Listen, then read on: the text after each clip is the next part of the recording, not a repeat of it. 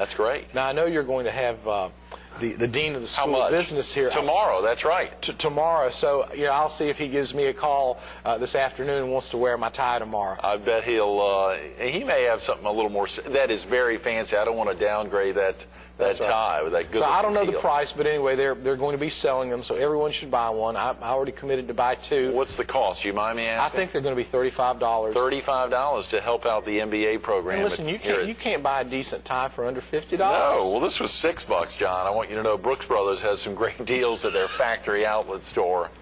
That's right, exactly. That's one of my favorite places. I understand you've also got Pat Donahue in town tomorrow. What's Pat Donahue my buddy all Pat. about? Yeah. Pat is the president of Understanding Corporation up in Chapel Hill. Right. They have a wonderful piece of software called TextMaster. Yes. And it's based on, those reading tests that, you'd read a paragraph back in high school and then you'd answer several questions to determine your comprehension.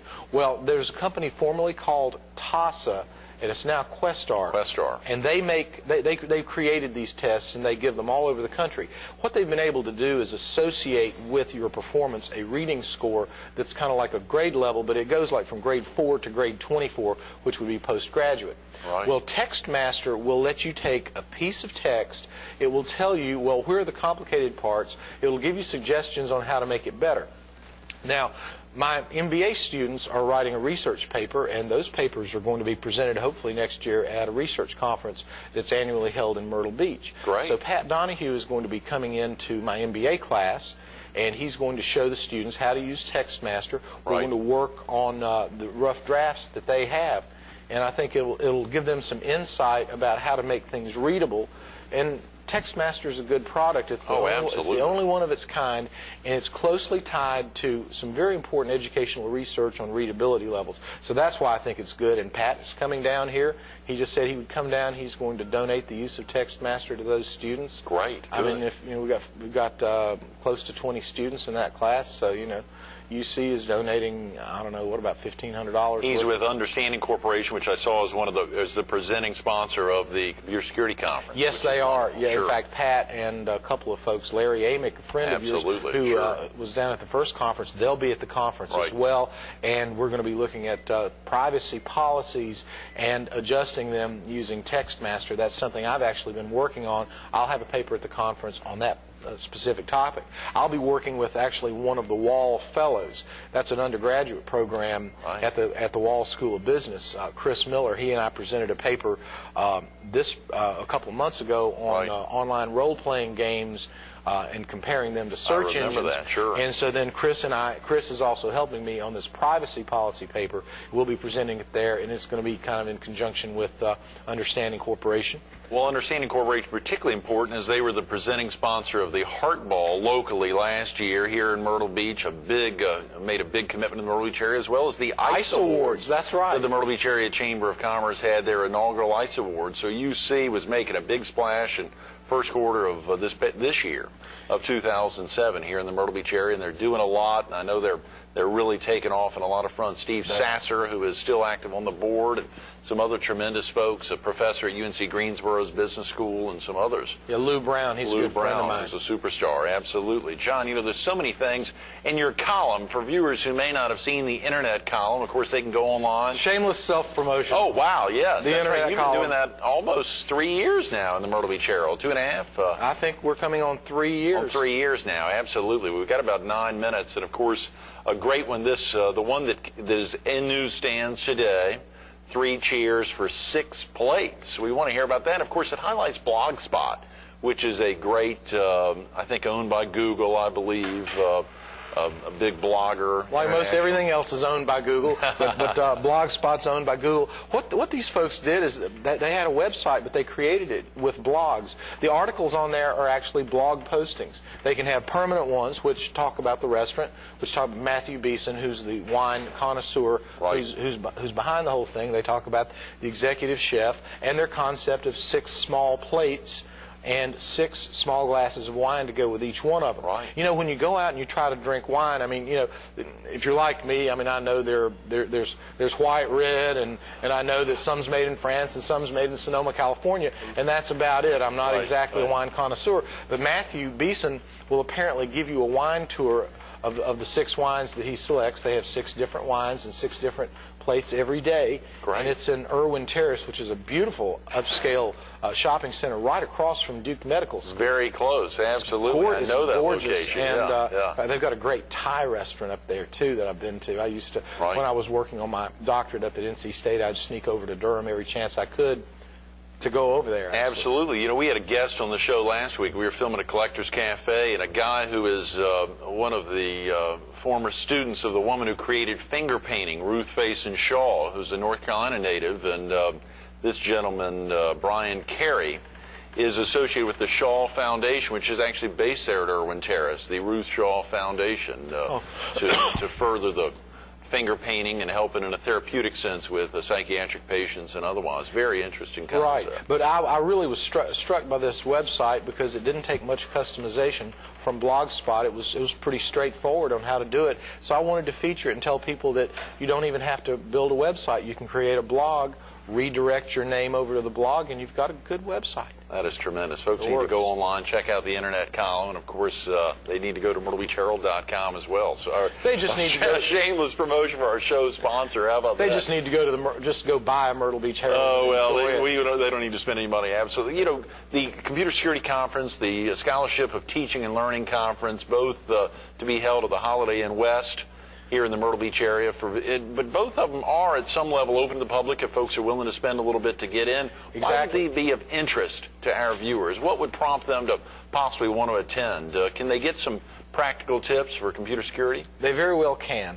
On Thursday afternoon, between 3 and 6, we're going to have something where for a very small admission price, the public can get in and they can hear Adam Parness from Shred Alert talk about identity theft. Yes. They can hear the panel on healthcare security issues, because that's very important. So those are 2 of the things, and John Kibler is also going to do a presentation on how you can really protect your identity theft in some ways other than what Adam's going to do. So we're going to have those 3 sessions that will be open to the public for just a small fee, just to kind of help us keep the conference up and running on that one. But I think they'll they'll enjoy that. Too much fun this weekend at the conference, John. Yeah, too much work, Greg. I'll tell you what, it was non-stop, but it was good. I think it gave Coastal a lot of exposure. In fact, we had the National Board for CCSC. They had their meeting Thursday night and Friday, so we had about 25 professors from all over the country come to Coastal. They met a lot of our faculty, a lot of our students. This last Thursday and Friday? Last Thursday and Friday. Well, the board came in Thursday, then the conference was Friday and Saturday. That's tremendous. That is tremendous, and capped John. it off with a programming competition.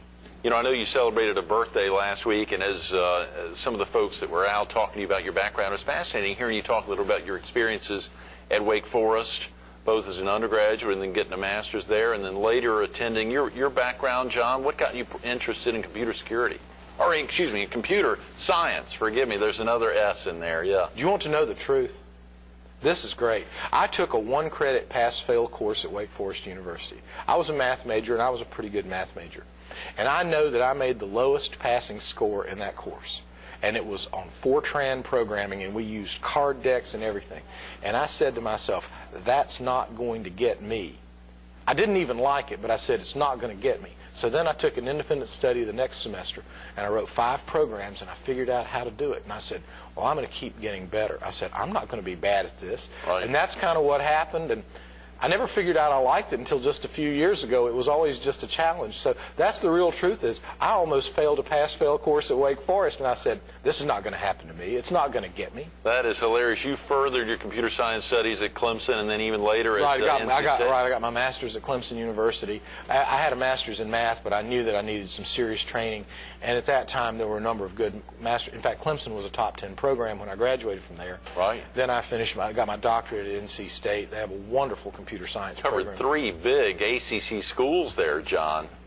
That's exactly right, and I'm glad I have Clemson for football and I have Wake Forest for basketball. You know, all this stuff about computers and conferences sounds exciting. We just got a couple of minutes, and I think viewers you had shared with me before we started filming this morning, you've got a little connection here to Wheelwright Auditorium. Oh, Wheelwright. Did you say you've been in here before? Oh, yes. Wheelwright's part of my annual Ghost Tour. Oh, come on. Ghost tours? I'm a fraternity advisor, and every fall around Halloween, I take the associate members on normally we go down to Pawleys Island to see Alice at All Saints. Right. But this year, everybody was so busy And Wheelwright has a lot of lore about having ghosts in it, so a couple of the security guards, 14 associate members. So it's not just you and a bunch of fraternity kids. You've no, got, this is authorized by the university. We always bring security. The security guards like it better than we do because they get to come and they're on the clock, but they go around with us. And we were here in Wheelwright for about an hour. We saw lots of dark nooks and crannies. We heard some doors slam where no one was around. So you can take it for what it's worth, but it was good and creepy. Then we went over to Singleton Hall, which is the oldest building. Right. And as you'll remember in my Halloween column, and I let the cat out of the bag and see that. Yeah. I let the cat out of the bag last year. I had when the group was doing the tour. Two of the guards, one of the students, Eric Crowder, and I walked into the Singleton conference room, and the chandelier was swinging at about an 18-inch gate. Oh, come on. Swung for 12 minutes. We were standing there, and the guards were there, and Eric was there. There was a window open. And there was no window open. Oh, come on. And I've heard from some of the guards, they say, and some of the officers, they say they don't like to go into Singleton. And they've seen that happen late at night, too. So you can take it for what it's worth. Who knows what it was, but it was a lot of fun. It was part of my annual ghost tour that I do for them. I would say I totally don't believe it was you and a bunch of guys from the fraternity, but you and the guys from the fraternity and security guards here at... And they can verify what you're saying. I call them guards, but they're police officers, too. Of course, yeah, they are. They guard us. They take good care of us. That is true. We don't think of them as police officers. We think of them as just our friends that take care of us. That's wonderful. John, what's the best part of teaching here at Coastal Carolina University for you? It's the students, and it's being able to do what I like to do, to focus in areas like computer security. I get to work with graduate students in the MBA program. I mean, that's great. I haven't taught graduate students, I guess, in about 7 or 8 years. They are really wonderful. They're some of the sharpest students I've ever seen over there in the MBA program. And then we've got some really great students.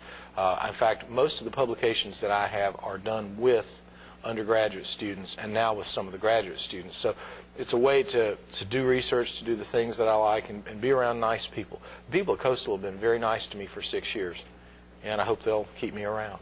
That's great. Good words. Thank you, Dr. Stamey, for getting in this morning. You're welcome. It's always good to be here. Now I'm going to go have some coffee. Enjoy. Stay tuned to more Carolina People with Dr. John Stamey coming up next. Whether it's teaching undergraduates, teaching graduate students, ghost hunting, writing a column for the Myrtle Beach Herald, or chairing international conferences next spring, every day Dr. John Stamey's making a commitment. Check him out online at myrtlebeachherald.com. Of course, you can go online to coastal.edu and learn about some of the amazing experiences here in the area and here at the university. Of course, come back tomorrow for Dr. Lowenstein.